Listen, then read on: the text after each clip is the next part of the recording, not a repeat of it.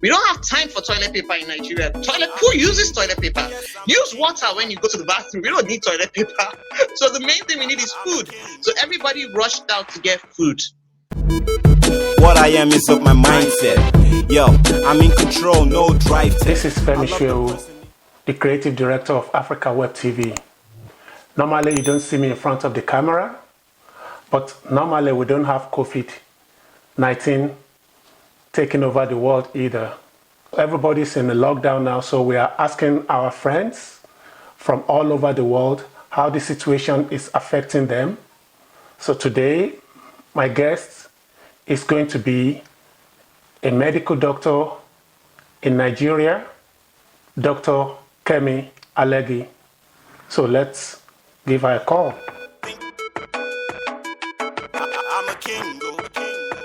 Welcome to Ask a Friend, Dr. Kemi Alegi. Good evening, sir. How has it been? How is the situation in Nigeria as regards to the pandemic?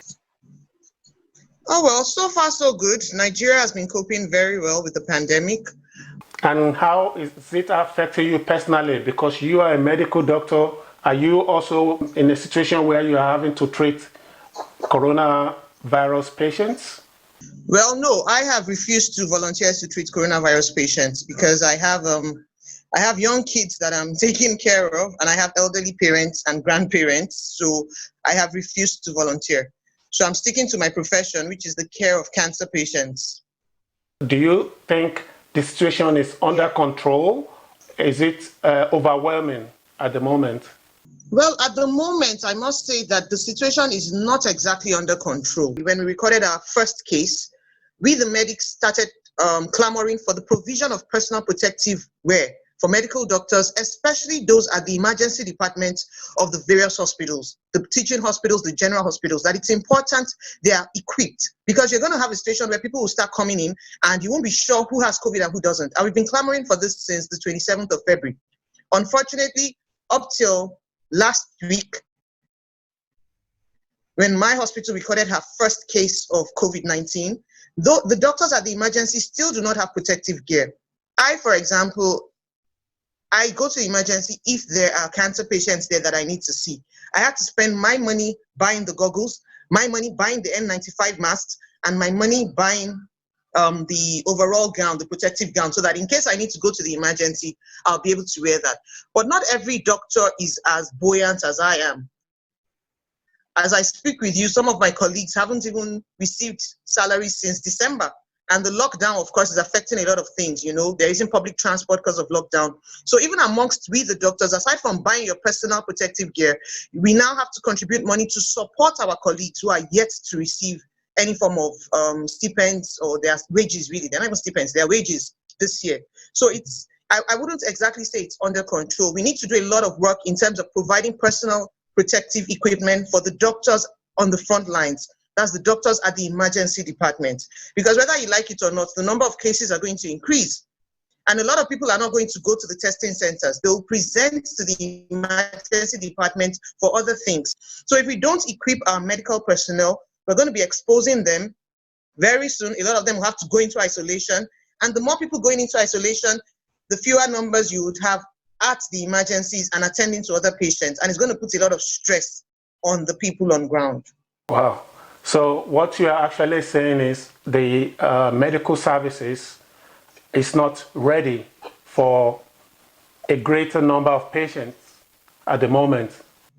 At the moment, we're not ready. If the numbers increase beyond what we're getting now, we're not ready, because we need to have more protective equipment and we need to have more training for our medical personnel. We're seeing more cases every day. Yes, we haven't gotten to the level of New York or Italy or France, but we need to prepare ahead. We shouldn't fold our arms and assume that the numbers would only be increasing in double digits. We should be getting ready.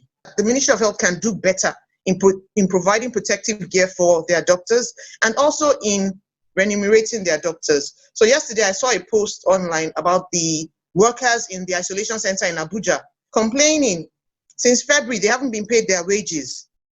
And this is quite disheartening, because if you want more people to volunteer to take care of COVID-19 patients, you have to take good care of the people you have already employed. So you employ people, you promise them 50,000 naira a day, and you haven't paid them. I heard they've been paid just 20,000 naira twice, which isn't good enough. What I see when I see pictures from Nigeria at the moment is that people are sanitizing, they are washing their hands, but people are still close to each other. Nigerians are stubborn. In all fairness, this has nothing to do with the government. It's like we're not really appreciating the gravity of this problem. If they talk to their relatives in the UK, their relatives in New York, their relatives in Italy, and they see the number of bodies being buried on a daily basis, maybe they'll take it more seriously. But Nigerians are just stubborn. That's one side. The second side is there's a lot of poverty in the land. And so a lot of people live on a day-to-day income. They have to go out to get something to eat. So when I go to the market, say in Mushin, there are guys who pack me and I give them 100 naira. So if we're all sitting at home, those guys are not going to get that 100 naira or 200 naira to feed. So how do they survive during a 2 weeks lockdown? So even though the government is looking at sharing food to about 200,000 households in Lagos, the food distribution hasn't been excellent. And this is where the religious bodies have to come in. So I've told you the fault of the government in not providing personal equipment for doctors and not paying those that they're owing. I've told you the fault of the people, that people are stubborn and they don't want to sit at home. The third thing is the fault of the religious bodies. We cannot leave everything to government. It's not possible. Government cannot feed all the poor people. This is the time for the mosques and the churches to come out and feed people. Every street in Nigeria has a church and a mosque on it. So why can't they spend all the tithes and offering they've been collecting to feed the poor people at this time? If you give the poor people food, they will stay at home. In all fairness, they're going to stay at home. Just give them rice, give them gari. I mean, they'll bless you and Nigerians will sit at home. But you cannot tell a hungry man to sit at home and die of hunger.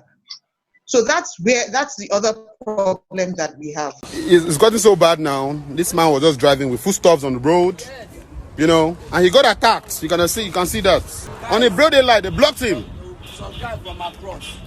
They blocked him. They took away the yams in the car. On a broad daylight. This is how bad it's going to become very soon.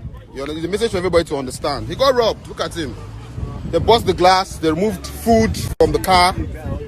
They removed the yams and everything from the car. You can see that. You understand? How has it affected you personally? I mean, the lockdown. There's this faint belief that doctors have money. And so as soon as the lockdown was being announced, for people that don't have money to buy food at home, I started receiving a lot of calls. I can't say how much money I have parted with in the last 3 weeks, you know, from people that don't have money to buy food. If you're telling them to stay at home for 2 weeks, there's nothing they're going to eat. So personally, I've had to buy bags of gari, bags of beans, bags of rice to share to people that don't have food to eat during the season. So I've had to part with a lot of money. I've had to part with a lot of food stuff. And, you know, but in all, I give God thanks. At least I have something to give to people, you know. But then the other downside for me personally is because I'm a health worker, I have to go out and take care of my patients. And I have to leave my kids at home. And the schools are shut down.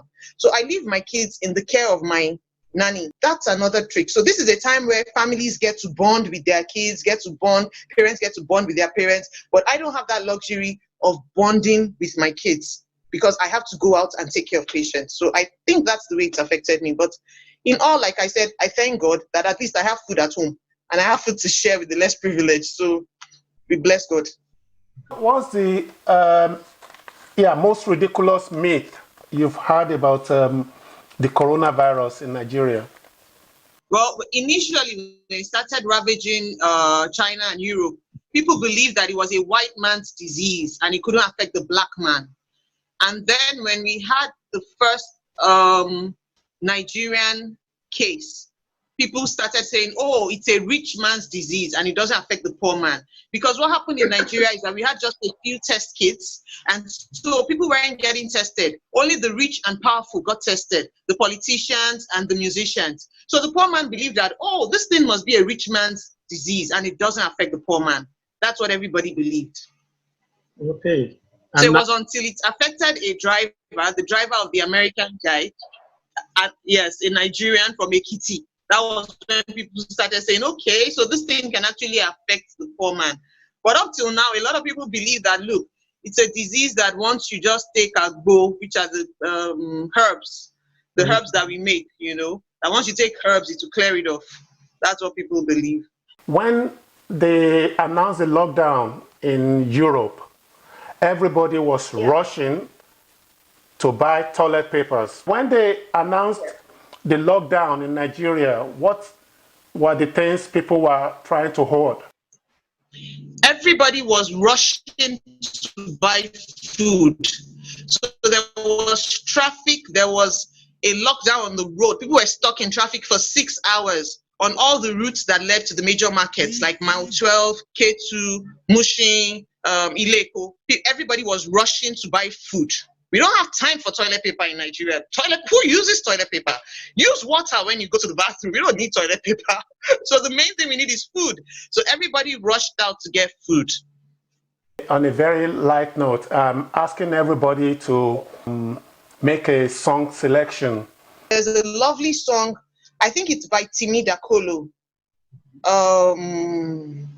What's the song now? Here we stand as a people with one voice, with one heart. I don't know the lyrics very well, but it's by Timi Dakolo, and it's a very lovely patriotic song, actually. When this pandemic is over, do you have a bucket list of things you want to do? Oh yeah, there are a couple of things I want to do. I want to visit African countries when this is over. So I want to visit Rwanda. I want to visit Kenya. I want to visit Seychelles. And I think I want to go back to Mozambique as well. If there is one advice you want to give to mankind, what would that be? My advice to mankind is let's love one another more.